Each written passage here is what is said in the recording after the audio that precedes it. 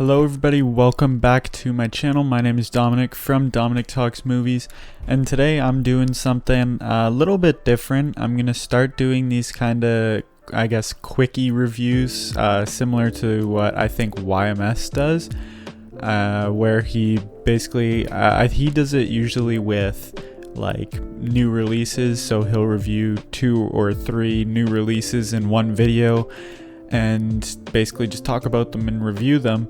And I know I got this kind of idea obviously from him, but also from one of my good friends on Discord, Ryan the Film Fanatic. If you're not subscribed to him, definitely go subscribe to him. He recently hit 100 subscribers. He's getting back on his YouTube grind, and he definitely deserves more support than he gets on his videos because he puts a lot of effort into them. They're made with a lot of passion, and he is just really good about talking about movies. So if you like content similar to mine, definitely go subscribe to his channel. I will leave the link in the description down below. But yeah, basically I'm starting this kind of thing. I'm gonna post maybe 1 or 2 of these every single week. These will be kind of my normal videos now, and I'll include a list or a ranking of some sort here and there when I get the chance and when I finish like a franchise or a filmography or whatever.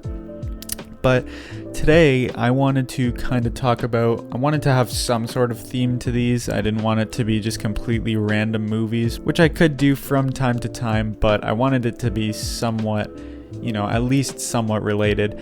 So I'm going to talk about 2 recent films from Asia, I guess, just Asian cinema that I've really enjoyed, watched them in the past few days. These are Good Morning, directed by Yasujiro Ozu, and Chungking Express, directed by Wong Kar-wai. These are both movies, as I said, I like both of these movies, I enjoy them, and I just want to talk about them. I just want to review them. They're films that I think, Chungking Express especially is one that I definitely feel needs a rewatch, but I definitely really enjoyed it still. But to get it started, I want to start by talking about Good Morning. This is a film that I've been wanting to see for a while now, and I wanted to sort of get into what is known as the Japanese golden age of cinema. It is a film movement that is predominantly headed by I think there's 3 directors, Akira Kurosawa, obviously, Yasujiro Ozu, and then one more that I'm blanking on right now, but I know I have it written down somewhere, so I will put his name up on screen. I apologize, I haven't seen any films from him, so that's probably why I don't remember his name. But yeah, these are the 3 directors that were kind of the head of the Japanese golden age of cinema. I've obviously seen 2 Kurosawa films, and I really, really enjoyed them both, being Rashomon and Seven Samurai. Seven Samurai, I believe, is a cinematic masterpiece. It is a phenomenal movie. But I had seen Tokyo Story a while back, and I don't have much recollection of that film. I remember it being quite good, especially visually speaking, but I remember this was before I got really into especially foreign films, and so I found it hard to pay attention at times, and it was a little difficult to keep up with. I don't remember much of the story at all, and so because of that, it's kind of dropped from its original position, so I need to rewatch that one. But I remember being in awe of the filmmaking of it, at least, and that alone enough was to push me to watch more Ozu films. So Good Morning was the one that was on the top of my watch list for him, and so I decided to watch it. It is a very, very charming and just cute film. It's kind of a comedy, satire, and a little bit of drama in there. It's about these little kids who basically the entire premise of the movie is they want a television set to watch sumo wrestling and stuff on, but their parents basically just say no to them, and they take a vow of silence to basically just get their way. It's a very simple story, but I've realized that Ozu knows how to kind of fill in, I guess, blank space, that, for lack of a better term. when it's not always something that is directly correlated to the story, he knows how to make it seem important, or at least just feel necessary and not just like filler, where there's just like little portions of, you know, these kids just living life or eating dinner with their parents, and it just is these simple little things that really make you appreciate the filmmaking behind it, and it all just feels so necessary and like it contributes to the story, even if it doesn't at all. The main plot line is just very simple. As I said, it is executed well, and the child acting is, you know, it's pretty good. I wouldn't say it's anything phenomenal. I wouldn't say any of the performances are really phenomenal, but they do their job well. For the characters that are displayed, they, you know, whatever, they do their job. The writing is very, very good, but obviously, as I said before, similar to Tokyo Story, it is mainly the visuals that intrigue me with the film. I really enjoyed also the central themes that were also explored in Tokyo Story, being kind of like generational gaps and the, you know, relationships and dynamics between, you know, children and parents, or children and grandparents, or whatever, you know, just generational gaps, the relationships between those generations. And he works it into the story really well, obviously, with the parents and the kids having a different point of view. The kids are like, we want this TV set. If you're not going to give it to us, we're just going to ignore you guys. And then the parents are like, well, we don't need a TV set, but you guys can't be going over to these people's house just to watch TV all the time. But they're like, well, if you don't want to get us a TV set, then we're going to have to go to their house all the time. So there's this kind of back and forth thing here. You obviously are meant to side with the kids because they're kids. They just want a TV set, and the parents just aren't giving them what they want. You know, it's this little, you know, charming little banter here and there. I think also because of what the story is presenting, it also is a very clever satire on consumerism and kind of the effects on, you know, how consumerism affects relationships and whatnot. Obviously, with this one being the kids obviously want the television set, so consumerism, they want to buy the television set, but because their parents refuse to get it for them, they kind of just are sick of their parents. They don't like them. They want to block them out until they get the TV set. So this is kind of a thing that it's played for humor. It's not as serious as it sounds, and, you know, it's played for jokes. There's some funny moments where the little brother, he gives the older brother gives him a little signals like, you could do this if you want to talk, and they're just like in the middle of class, and the teacher asks him a question and he just goes like this, and the teacher just for like a minute straight is asking him what he's doing. It's really funny. There's some really funny stuff in here. It's just super cute, charming. There's very set in stone goal. The film doesn't beat around the bush too much, and it kind of is just straight to the point, very well directed and shot, and just an overall super enjoyable film. That this is a film that made me want to check out even more of Ozu's work, and I honestly highly recommend it if you like film in general, specifically foreign films. But yeah, this is just a really enjoyable movie that I recommend. I'd give Good Morning an 8 out of 10.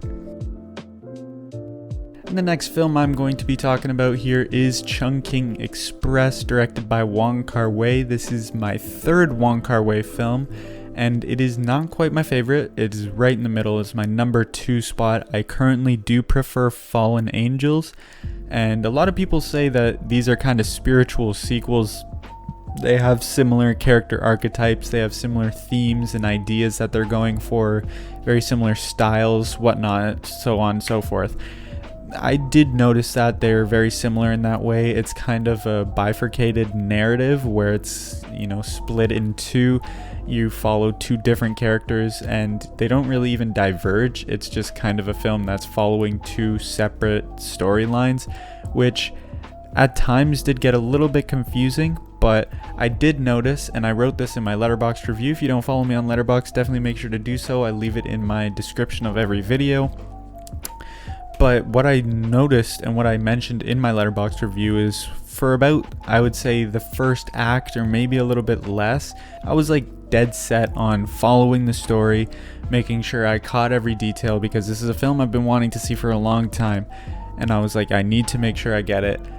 But very shortly in, I kind of realized that maybe this isn't the point, because I was getting, disoriented, and I was just confused, and I was like, man, I hope this isn't, like, I hope I'm just not lost right now.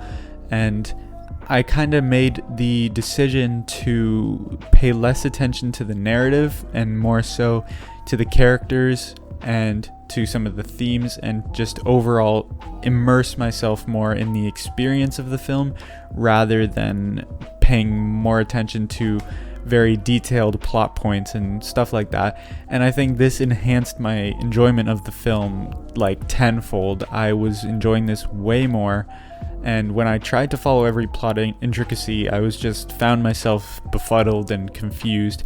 But once I immersed myself into the film, I let the style take control of me. It is an infectious style. Wong Kar-wai's style is just absolutely fantastic. It is one of the strongest, if not the strongest style I've seen in filmmaking, at least for someone who hasn't even seen 600 movies yet. But regardless, it's just everything to do with how this film is shot and how it's made is just super interesting to me and makes for a really immersive experience.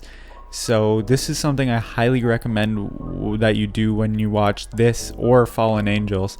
I did make that mistake with Fallen Angels because I didn't realize that I should just immerse myself rather than trying to follow it. So both of these films need a rewatch from me. I think I'm going to enjoy this one and Fallen Angels more on rewatch now that I know just immerse myself in the whole experience.